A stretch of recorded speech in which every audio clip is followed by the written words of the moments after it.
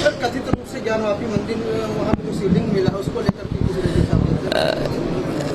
ज्ञानवापी मस्जिद बहुत पुरानी रही है और ये भारतीय जनता पार्टी की जानबूझ करके साजिश है।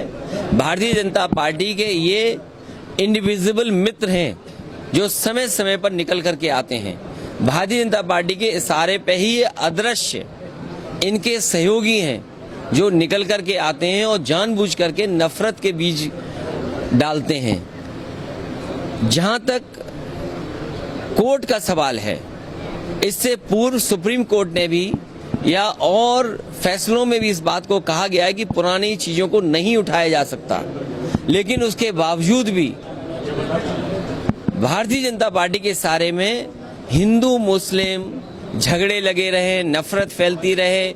जो बुनियादी सवाल हैं उन पर चर्चा ना हो, महंगाई पे चर्चा ना हो, डीजल की महंगाई पे चर्चा ना हो, पेट्रोल की कीमतें बढ़ रही उसकी पे चर्चा ना हो, स्टील महंगी हो गई उस पर चर्चा ना हो, सीमेंट महंगा हो गया उस पर चर्चा ना हो, कड़वा तेल महंगा हो गया उस पर चर्चा ना हो। इसलिए जानबूझ करके भारतीय जनता पार्टी की इस तरह का काम करती है। उन्हीं के सहारे पर इस तरह के सवाल उठाए जाते हैं और जब ये सवाल उठाए जाते हैं कहीं न कहीं आप देखना कुछ न कुछ खरीदी जा रही चीजें, कुछ न कुछ बिक रही हैं। अभी तक तो भारतीय जनता पार्टी कहती थी 1 नेशन 1 राशन।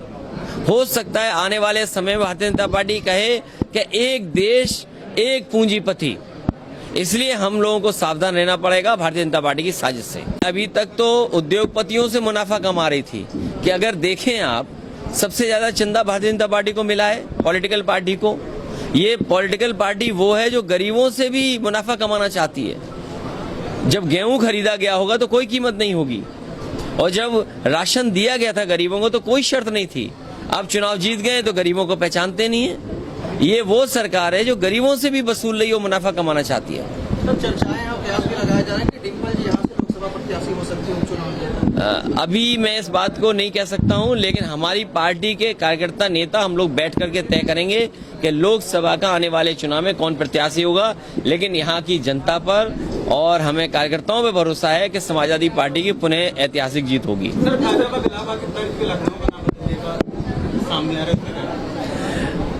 बीजेपी जानबूझ करके बेरोजगारी पे नहीं बात करेगी। मैं उनसे जानना चाहता हूं, ये बुलडोजर चला रहे थे, कल मुख्यमंत्री जी ने जिस अस्पताल का उद्घाटन किया है वो भी इलीगल है, और इलीगल इसलिए कि रेजिडेंशियल एरिया में कोई अस्पताल नहीं बन सकता। क्या रेजिडेंशियल एरिया में अस्पताल बन सकता है? तो जब रेजिडेंशियल एरिया में अस्पताल नहीं बन सकता है तो बताओ, मुख्यमंत्री जी ने उद्घाटन कर दिया तो बुलडोजर चलेगा कि नहीं चलेगा? पुलिस ने ट्वीट किया है कि महंगाई बेरोजगारी के जो है वो औरंगजेब प्रधानमंत्री उसके जिम्मेदार नहीं है। देखिए, मैं उनके सवाल का जवाब इसलिए नहीं दे रहा हूं, जब हम और आप और अखबार और मीडिया के माध्यम से बीजेपी ने उलझा दिया, उसी समय न जाने कितनी भारत की चीजें बिक गई, न जाने किसने खरीद ली। इसीलिए बीजेपी ये चाहती है कि जो लोग नारा दे रहे थे 1 नेशन 1 राशन, हम और आप लोग इसी तरह उलझे रहे इन सवालों में। वो लोग ये ना कर दें, सब कुछ बेच दें और ऐसा लगे कि एक देश और एक पूंजीपति। कहीं ऐसा तो नहीं देश एक दिशा में ऐसे जा रहा हो जहां पर देश में एक देश एक पूंजीपति दिखाई दे। जहां तक आजमगढ़ का सवाल है, ये एक्सप्रेसवे इसीलिए बनाया गया था कि आजमगढ़ में जल्दी आएं और जल्दी लोगों से मिल सकें। जिस समय नेताजी यहाँ से लोकसभा के सांसद थे, समाजवादी पार्टी की सरकार थी, आगरा लखनऊ एक्सप्रेसवे बन गया था।